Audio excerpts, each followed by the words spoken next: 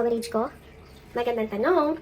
Pero, ang dapat nating malaman ay kung magkano ba talaga ang kailangan mong insurance. Parang pagsasaing ng bigas.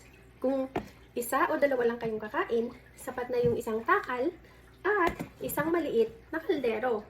Pero ang tanong ay, paano kung 5 o 6 kayong kakain? Sapat pa ba yung isang takal ng bigas? Siyempre, hindi na. Kailangan mo na ng mas maraming takal ng bigas at mas malaking kaldero para sasapat sa lahat. Ganon din sa insurance. Hindi dahil may insurance ka na, ibig sabihin, sapat na agad ito para sa pangangailangan ng pamilya mo. Ang tanong ay, sapat ba ang coverage mo kung may mangyari sa iyo bukas? May tinatawag tayong DIME method.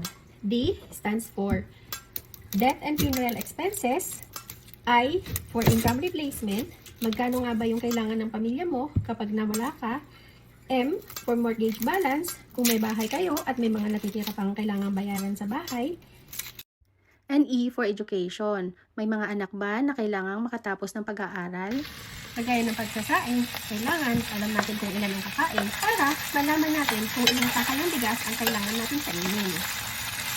Sa insurance, kailangan alam natin kung gaano kalaki ang responsibilidad natin para malaman natin kung gaano kalaki protection ang kailangan natin bilhin. Kaya kung gusto mong malaman kung sapat pa ba ang insurance na meron ka para sa pamilya mo o kailangan itong dagdagan, message mo lang ako at alamin natin kung magkano pa ang kailangan mo.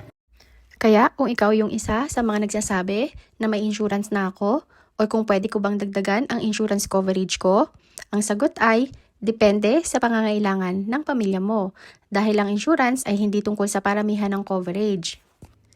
It is about having the right amount of coverage that can provide protection, security, and peace of mind for the people you love most.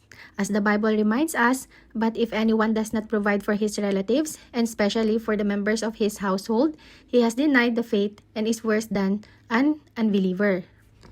As parents and providers, one of the greatest ways we can care for our families is by preparing for the things we cannot control. Protecting your family is one of the greatest expressions of love, responsibility, and stewardship. Comment down below or send me a message if you want a free insurance needs analysis for your family para malaman natin kung sakto o kailangan ng dagdagan ang insurance coverage mo.